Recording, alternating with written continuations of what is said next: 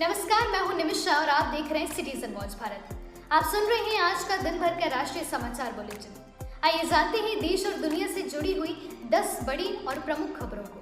भारतीय जीवन बीमा निगम यानी कि LIC ने अमेरिकी अखबार वॉशिंगटन पोस्ट की रिपोर्ट को पूरी तरह गलत और निराधार बताया है। LIC का कहना है कि उसके सभी निवेश निर्णय पारदर्शिता और पूरी जांच पड़ताल के बाद लिए जाते हैं, इसलिए किसी भी बाहरी प्रभाव का सवाल ही नहीं उठता है। वहीं बिहार में प्रशांत किशोर ने एक जनसभा को संबोधित करते हुए केंद्र सरकार पर तीखा हमला बोला है। उन्होंने कहा है कि मोदी जी डेटा नहीं बेटा वापस चाहिए। प्रशांत किशोर ने बिहार से हो रहे युवाओं के पलायन और रोजगार की कमी को लेकर बीजेपी पर सवाल उठाए हैं। साथ ही सोने की कीमतों में आज जबरदस्त उछाल देखने को मिला है। 24 कैरेट सोना 72,000 प्रति 10 ग्राम के पार पहुंच गया है।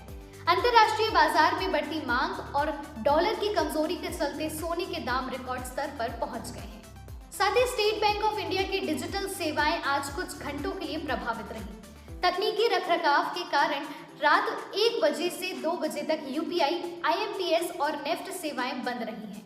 बैंक ने ग्राहकों से अनुरोध किया है कि ट्रांजैक्शन पहले से पूरा कर लें। साथ ही दिल्ली सरकार ने छठ पूजा के अवसर पर 27 अक्टूबर को स्कूलों की छुट्टी की घोषणा कर दी है। राजधानी में लगभग 1300 घाटों पर साफ सफाई और सुरक्षा की तैयारी पूरी कर ली गई है। साथ ही दिल्ली एयरपोर्ट का टर्मिनल 2 कल यानी 26 अक्टूबर से फिर से शुरू होने जा रहा है। लंबे नवीनीकरण के बाद अब यहां से प्रतिदिन 120 के अधिक घरेलू उड़ानें संचालित की जाएंगी।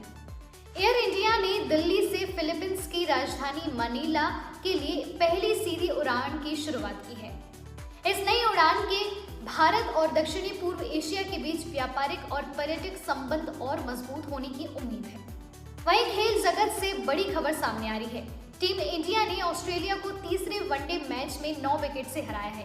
विराट कोहली और रोहित शर्मा की बेहतरीन बल्लेबाजी से भारत ने सीरीज 2-1 से अपने नाम रोशन की है। देश भर में क्रिकेट प्रेमियों में जश्न का माहौल बना हुआ है।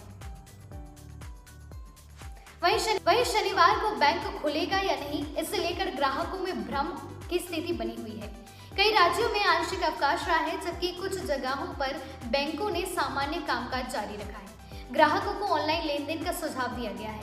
साथ ही मौसम विभाग ने दक्षिण भारत के कई राज्यों में भारी बारिश का अलर्ट जारी किया है। तमिलनाडु, केरल और आंध्र प्रदेश के कई इलाकों में 24 घंटों में तेज वर्षा और तेज हवाओं की संभावना जताई है। कुछ जिलों में स्कूल बंद रखने के निर्देश भी दिए गए हैं।